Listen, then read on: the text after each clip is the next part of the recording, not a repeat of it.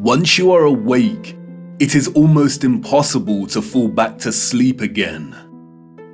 Once you discover that the Earth is not a spinning globe, but a flat and stationary plane with a firmament above it, everything changes. The trusted voices and satanic scientific priests who once shaped our reality and understanding of the world are no longer reliable. Our first-hand experience of the Earth as a stationary realm is at odds with their fabricated narrative of space and spinning planets. The scarring of our land and the barbaric mining of Earth's once majestic giant trees is at odds with the history books and geological narrative.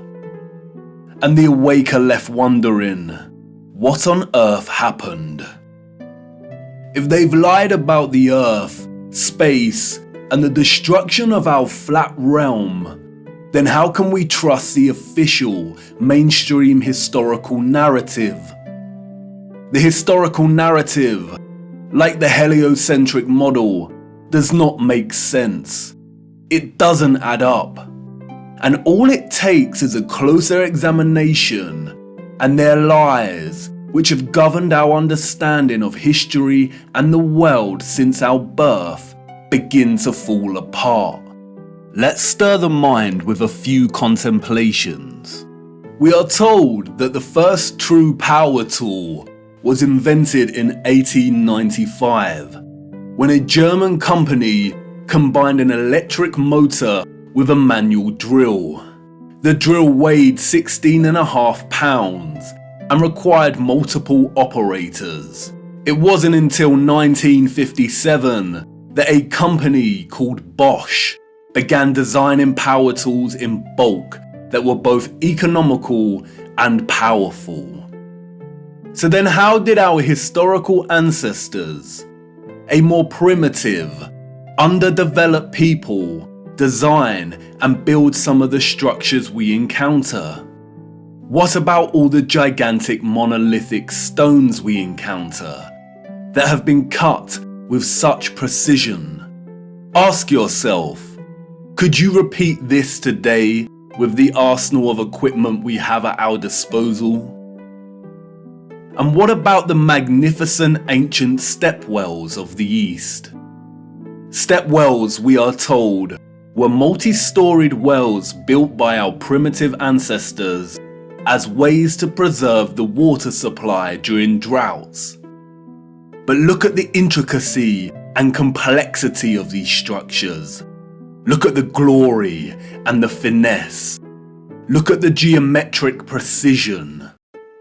All dug out and crafted from using hand tools. Yeah, right. What about the gigantic canal networks we find all over the world? The Erie Canal in America was allegedly built between 1817 and 1825.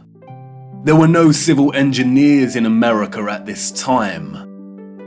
The people responsible for planning construction were novices, we are told. The canal is 12 meters wide and 4 meters deep. The Erie Canal spans 363 miles. But this was not just a case of digging each day for the Irish immigrants and their oxen companions. They had to fell hundreds of trees as they passed through the virgin forest. They had to build complicated aqueducts and locks, and they had to pass through the Niagara Escarpment, an 80-foot high wall of hard limestone. They had to use black powder to blast through this, we are told, as dynamite had yet to be invented. The canal spans 363 miles and was constructed over an 8-year period. This means that on average, 1 mile was completed every 8 days. What a record, especially since those responsible were novices, and power tools and dynamite were yet to be invented. I can tell you now, The so-called early settlers of the Americas did not build these canal systems. And what of the grand and magnificent castles scattered across our realm? Did you know that most were designed and constructed without plumbing systems and methods to heat rooms properly? The royal and the elites of the past were content without having the accessible necessities of survival, just as long as they could live within the grand and the glorious, while the peasants, in their modest abodes, enjoyed warmth throughout the long dark winters? I don't think so. And of course, there is the impossibility of the Great Giza Pyramid Complex. The pyramids, we are told, were constructed somewhere around 2500 BC. The Great Pyramid itself consists of 2.3 million blocks of limestone and granite, and its overall structure weighs 6 million tons. The largest granite stones weigh between 20 and 80 tons each. 20 tons is 20,000 kilograms. These blocks were carved from quarries with copper chisels and allegedly transported from 800 kilometers away. The so-called experts can only theorize that a vast amount of slave labor was required. Being gullible and falling for the official narrative of slave labor is one thing, but can someone please explain how the air shafts of the Great Pyramid align so neatly with the circumpolar stars? And then there is the curious case of star forts, or what the official liars of the world call bastion forts. Developed in the late 15th and early 16th century, these forts, we are told, were designed during an era of gunpowder and the cannon. The geometric design offered a nation's military protection against blind spots during conflict. Of course they did. We all know that the best protection during war is to design a fort with such precise geometric patterning. Has any real historian ever stopped to think just how perfect the geometry is here? Our primitive ancestors did not have the technology to view structures from above, but they still managed to achieve this? Give me strength. There is no way.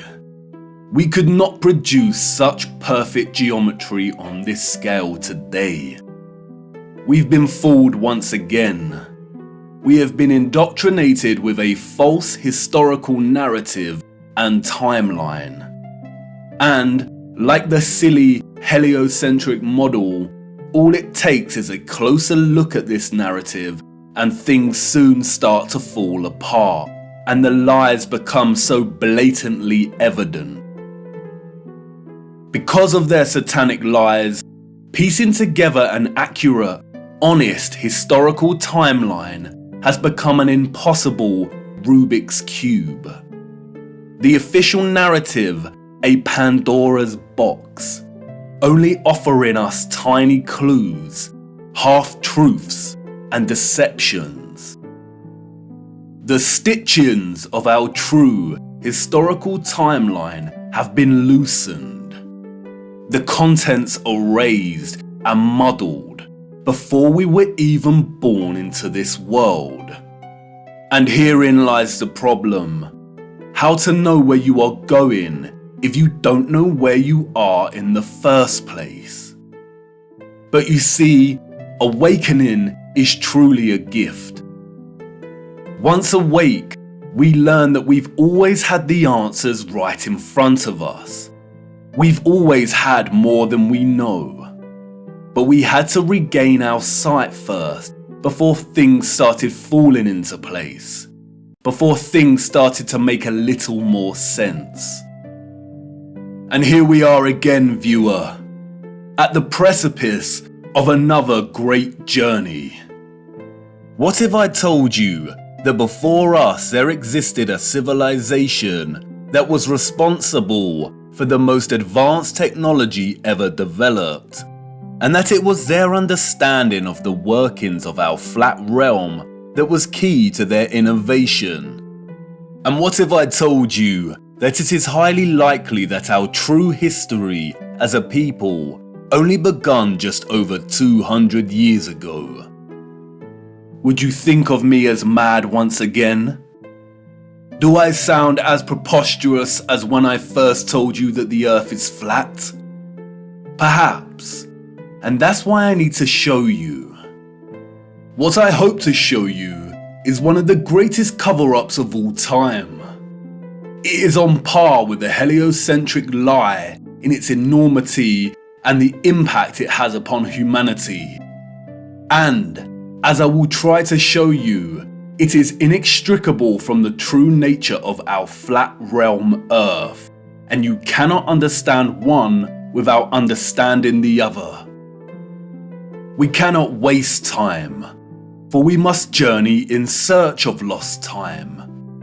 At its heart, this is a story about deception. It is also a story of endings and beginnings, of death and rebirth. And please bear with me. Due to the deceptions and falsities underpinning our historical narrative, this story cannot be told in a linear fashion. We need to go back and forth in time to really draw out something that brings us a little closer to the truth. It is also imperative to understand that, like much contemporary science, history as a discipline was corrupted a long time ago. At its most innocent, a lot of established historical narrative is guesswork. But at its worst, it is a set of lies agreed upon, as the so-called Napoleon put it so succinctly. We are going to be digging in the dark. No historian will be there to help us. We are alone in this journey. Our journey is a hunt for things buried in plain sight.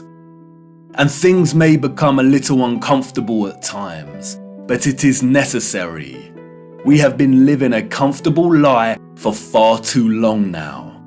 Come on, jump in and put your seatbelt on. For to understand our place in the world, we need to do the unthinkable. It's time for us to take a journey back to the future.